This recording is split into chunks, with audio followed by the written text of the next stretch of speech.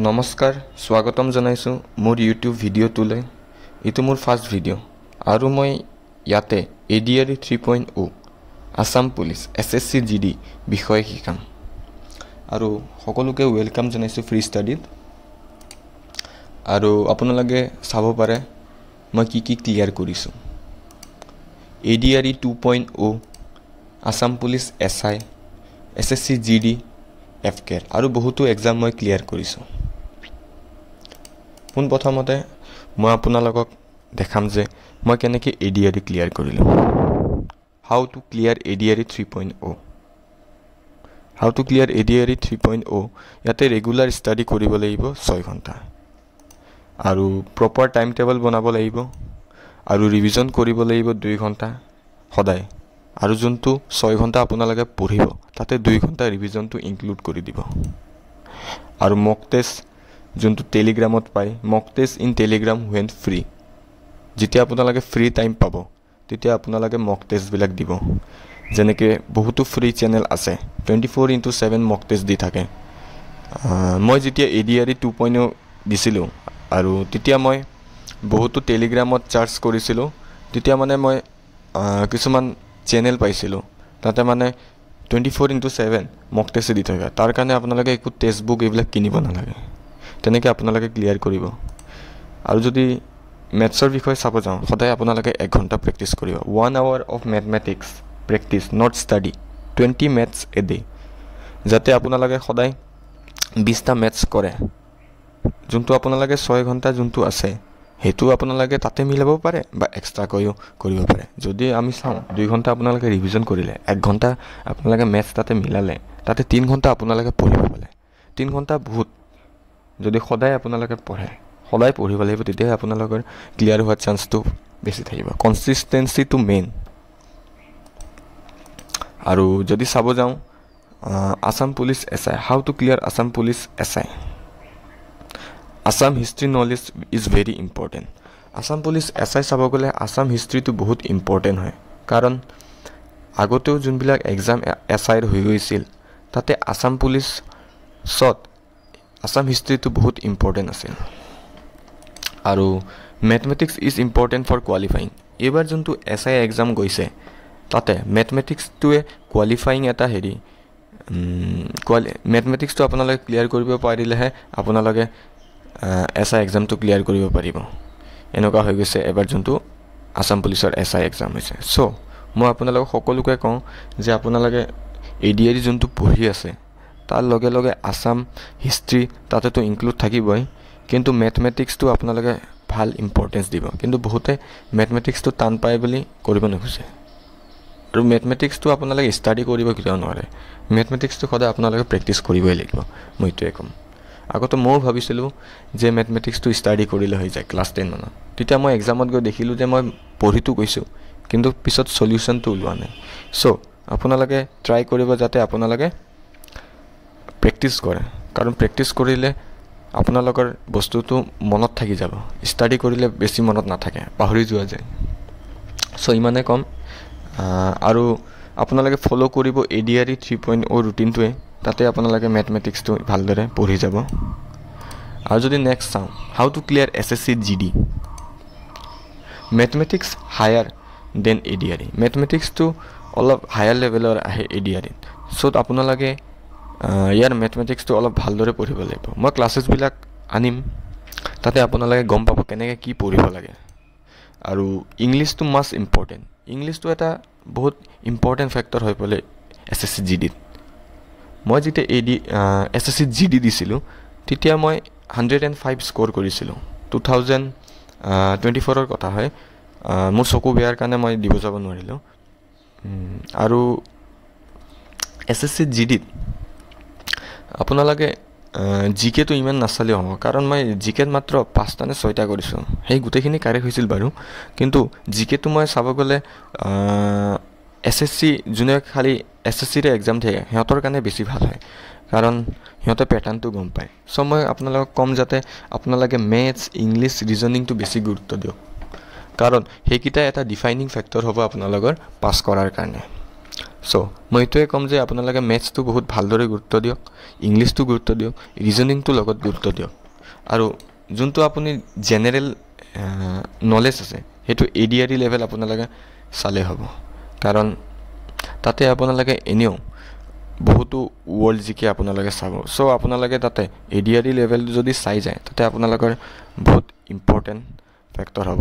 চ' আপোনালোকে মই এটা চাইছোঁ যে আৰু এটা কথা কৈ যাওঁ, ADRE যোনটো এক্সাম হৈছিল তাতে মই চাইছোঁ যে যোনবিলাক কাৰেণ্ট এফেয়াৰ, পুৰণা কাৰেণ্ট এফেয়াৰ সেইবিলাকৰ পৰা বহুত প্ৰশ্ন সোধা হৈছে 2-3টা। যেনেকৈ আপোনালোকে চাব গীতা প্ৰেছ, এইবাৰ যোনটো সুধিছিলে গীতা প্ৰেছ, সেইটো উত্তৰ প্ৰদেশৰ হয়।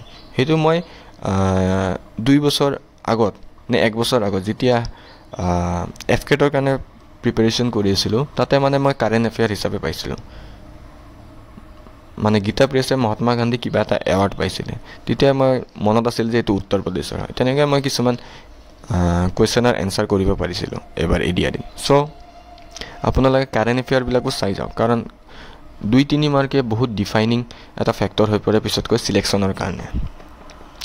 চ' এতিয়া নেক্সট চাব গ'লে FCAT মই আনিছোঁ আপোনালোকে জানিবৰ কাৰণে যে বহুতো ষ্টুডেণ্ট আছে যোনে FCAT, CDS, NDA এইবিলাকৰ বিষয়ে নাজানে। NDAটো বাৰু আজিকালি বহুতে গম পোৱা হৈছে, নেশ্যনেল ডিফেন্স একাডেমি। আপোনালোকে ক্লাছ 10 পাছ কৰিব, তাৰপিছত 11-12 পাছ কৰিলে তাৰপিছত আপোনালোকে অপ্ট কৰিব পাৰিব NDAৰ কাৰণে, আপোনালোকে এক্সাম দিব পাৰিব।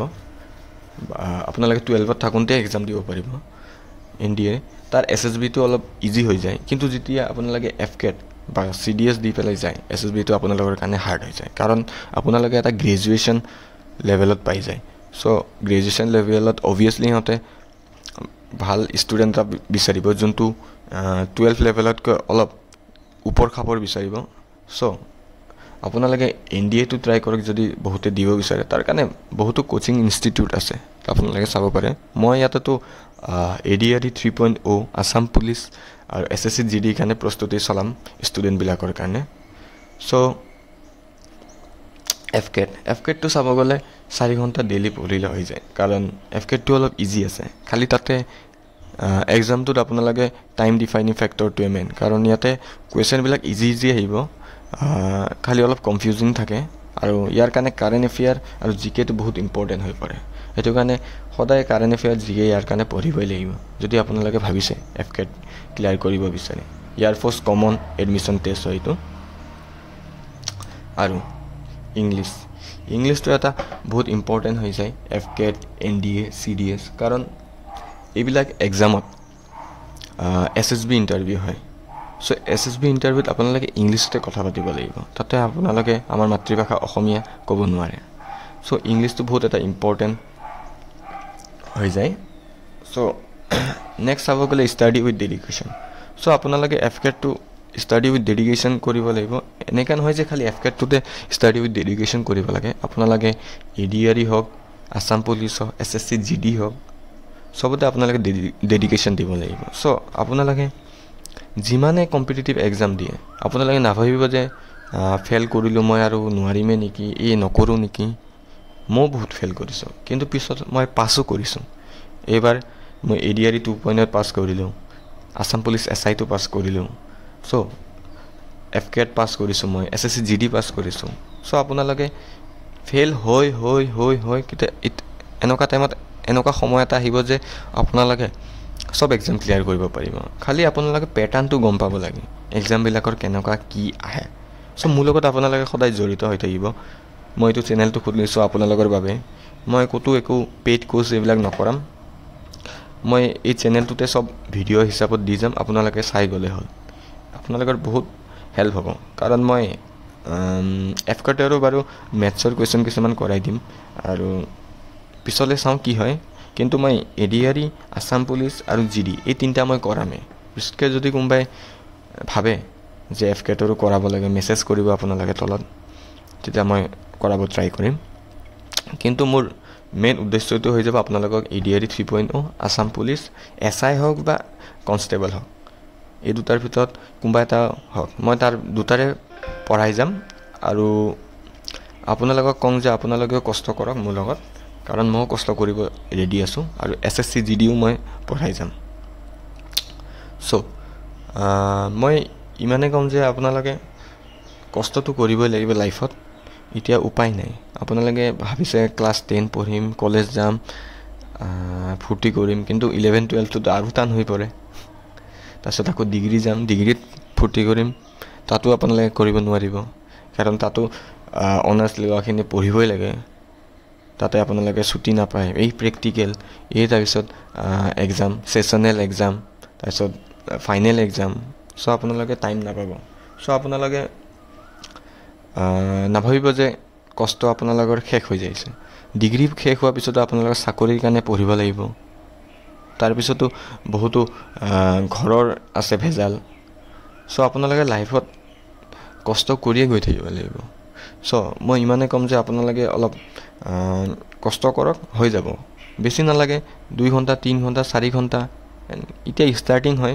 আপোনালোকে 4 ঘণ্টা 5 ঘণ্টা 6, মইতো 6 ঘণ্টা বুলি তাতে কৈছোঁ। আপোনালোকে টাইম টেবল বনাব, কাৰণ টাইম টেবলটো বহুত ইম্পৰ্টেণ্ট হৈ যায় কোনোবা এটা এক্সাম ক্লিয়াৰ কৰাৰ বাবে। মই কিন্তু যিমান এক্সামৰ কাৰণে পঢ়িছোঁ চবৰ বাবে টাইম টেবল বনাইছোঁ, কাৰণ টাইম টেবল এটা বনাই দিলে আপোনালোকে গম পাব পাৰে যে কোনটো টাইমত কি পঢ়িম, কেনেকৈ পঢ়িম, আৰু ৰিভিজনটো বহুত ইম্পৰ্টেণ্ট। বহুতে ৰিভিজন নকৰে, সেইটো কাৰণে এক্সামবিলাকত কোৱালিফাই কৰিব নোৱাৰি। মই UPSC CDSও দিছোঁ, সেইটোতো বহুত হাৰ্ড।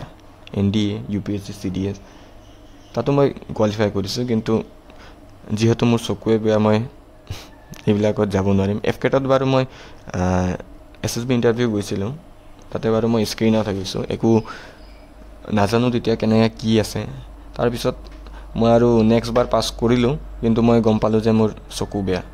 চ' মই FCATতো তাৰপিছত নগ'লোঁ SSB ইণ্টাৰভিউ দিবলৈ। চ' লাষ্টত মই এইটোৱে ক'ম যে আপোনালোকে পঢ়ক, মই আপোনালোকৰ লগত কষ্ট কৰিবলৈ ৰেডি আছোঁ।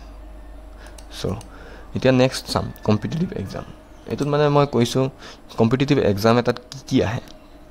জেনেৰেল নলেজ, ৱৰ্ল্ডত যিমান জেনেৰেল নলেজ আছে চব পঢ়িব লাগিব, কেতিয়াও শেষ নহয়। কিন্তু তাৰ ভিতৰত আপোনালোকে স্পেচিফিক কিছুমান আছে যোনটো আহিয়ে থাকে, সেইবিলাক আপোনালোকে কাউণ্টাৰ কৰিব পাৰিব।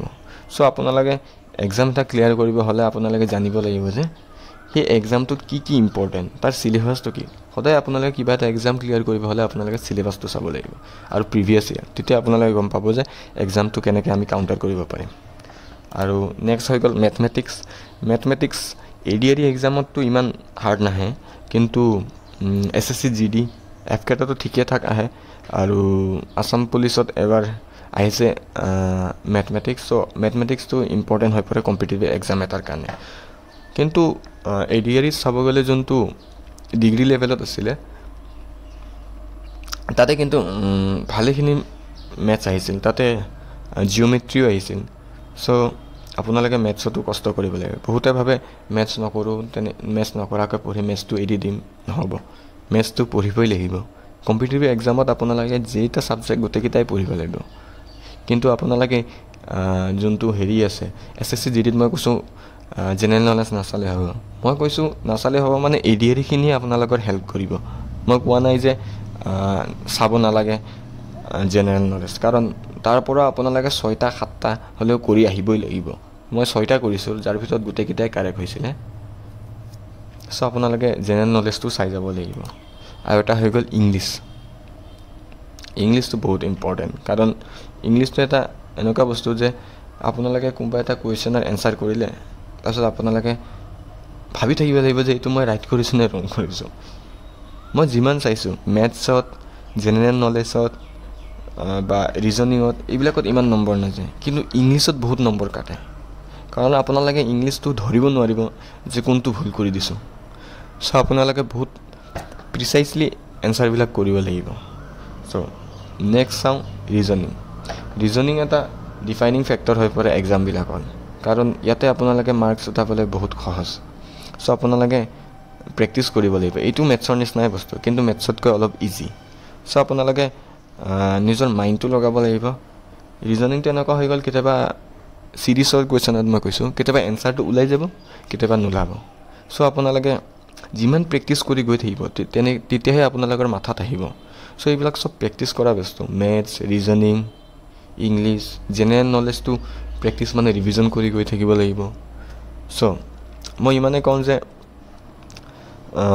আপোনালোকে প্ৰস্তুতিটো আগবঢ়াওক চ' মই আপোনালোকৰ লগত আছোঁ চ' নেক্সট শ্লাইডটো আহি গ'ল এণ্ড থেংক ইউ